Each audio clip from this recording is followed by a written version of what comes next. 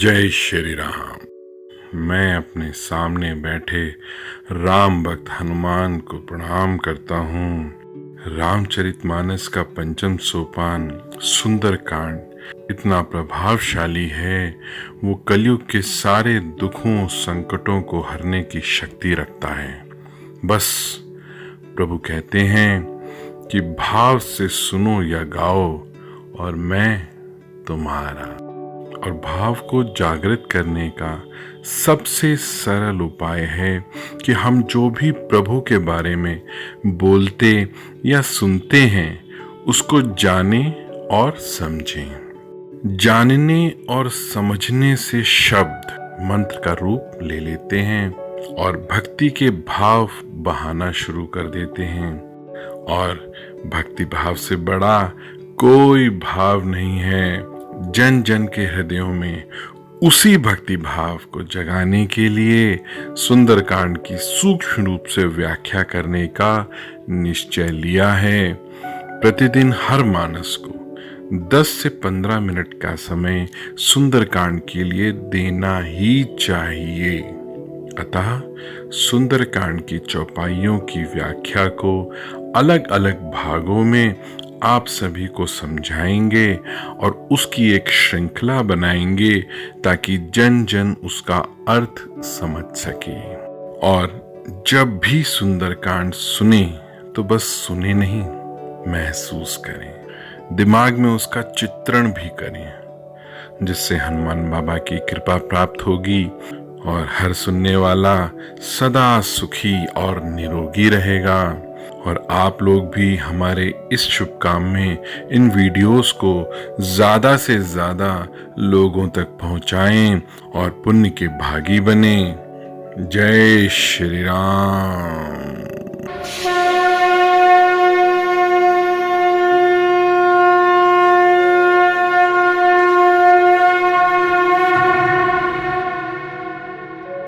सुंदरकांड की इस श्रृंखला का क्रम कुछ ऐसा रहेगा। तो पहले आपको सरल हिंदी में वो वृत्तांत बताएंगे जो घटित हो रहा है और उसके बाद उसका दोहा और चौपाई पढ़ के सुनाएंगे ताकि आप लोगों को एक एक शब्द की समझ आ जाएगी। उतनी बार उसे सुनेंगे और उतनी बार आपको ज़्यादा से ज़्यादा समझ आने लगेगा। एक एक शब्द आपके मन में चित्रित होना शुरू हो जाएगा।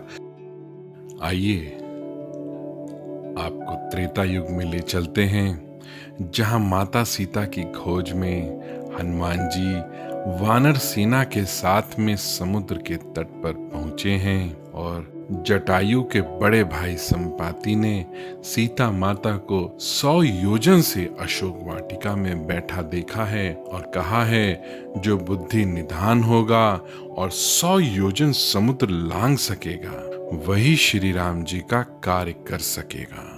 तब वृक्षराज जामवंत जी कहते हैं कि जब प्रभु ने वामन का अवतार लिया था तब राजा बलि के बांधते समय प्रभु इतने बढ़ गए थे कि उनके शरीर का वर्णन नहीं हो सकता, किंतु मैंने तब 2 ही घड़ी में उनके शरीर की 7 प्रदक्षिणाएं कर ली थीं। ये सुनकर अंगद ने कहा, मैं पार तो चला जाऊंगा परंतु लौटने में कुछ संदेह है। तो जामवंत जी ने कहा, अंगद तुम सब प्रकार से योग्य हो परंतु तुम सबके नेता हो, तुम्हें कैसे भेजा जाए। इसके उपरांत ऋक्षराज जामवंत जी ने श्री हनुमान जी से कहा, हे हनुमान, हे बलवान, सुनो, तुमने ये चुप्पी क्यों साध रखी है। तुम पवन के पुत्र हो और बल में पवन के समान हो। तुम बुद्धि, विवेक और विज्ञान की खान हो। जगत में ऐसा कौन सा कठिन काम है जो हे तात तुमसे हो न सके। श्री राम जी के कार्य के लिए ही तो तुम्हारा अवतार हुआ है। और जैसे हनुमान जी ने सुना कि श्री राम जी के कार्य के लिए मेरा अवतार हुआ है, उनको अपनी भूली हुई शक्तियां याद आ गईं। हनुमान जी पर्वताकार हो गए, वो अत्यंत विशालकाय हो गए। उनका रंग सोने का सा हो गया है, शरीर पर तेज सुशोभित है। ऐसा लग रहा है मानो दूसरा सुमेरु पर्वत सामने खड़ा हो। हनुमान जी के अंदर ऐसा रोमांच हो रहा है, ऐसा ऊर्जा का प्रवाह हो रहा है कि वो बार बार सिंहनाद कर रहे हैं और कह रहे हैं कि मैं इस खारे समुद्र को खेल में लांघ सकता हूँ और सेना सहित रावण को मारकर पूरा का पूरा त्रिकूट पर्वत उखाड़ कर यहाँ ला सकता हूँ। और फिर वो जामन जी से पूछते हैं कि हे जामन जी, मैं आपसे पूछता हूँ, आप मुझे उचित सलाह दीजिए कि मुझे क्या करना चाहिए। तब जामन जी ने कहा, हे तात, तुम बस इतना करो कि जाकर सीता जी को देखकर लौट आओ और उनकी खबर आकर सुनाओ। उसके बाद कमल नयन प्रभु श्री राम जी अपने बाहुबल से राक्षसों का संहार करके सीता जी को ले आएंगे और केवल खेल के लिए ही वानरों की सेना साथ में ले जाएंगे।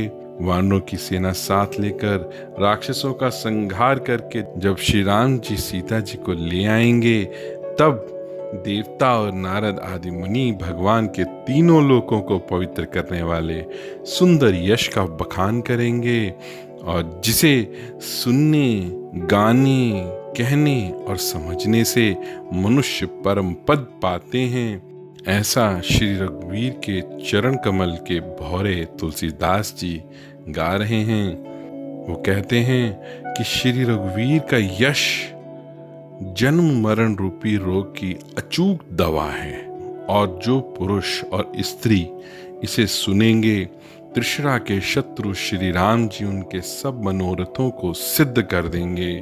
प्रभु श्री राम, जिनका नीले कमल के समान श्याम शरीर है, जिनकी शोभा करोड़ों कामदेवों से भी अधिक है और जिनका नाम पाप रूपी पक्षियों के मारने के लिए व्याधा के समान है, उन श्री राम के गुणों के समूह को अवश्य सुनना चाहिए।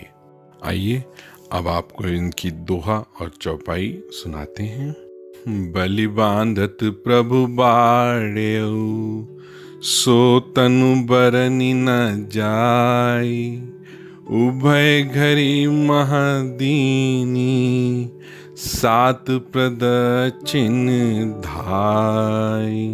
अंगद कहीं जाऊं मैं पारा, जे संशय कछु फिरती बारा। जामवंत कह तुम सब लायक, पठें किमि सब ही कर नायक। कहीं रीछपति सुनु हनुमाना, का चुप साध रहो बलवाना। पवन तनय बल पवन समाना, बुद्धि विवेक वे ज्ञान निधाना।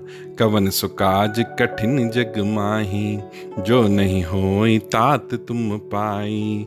राम काज लगी तब अवतारा, सुनतई भयउ पर्वताकारा। कनक बरन तन तेज बिराजा, मानहु अपर किरिन कर राजा। सिंहनाद करि बारहि बारा, लीलहि नागऊ जल निधि खारा। सहित सहाय राव नहीं मारी, आनहु यहाँ त्रिकूट उपारी।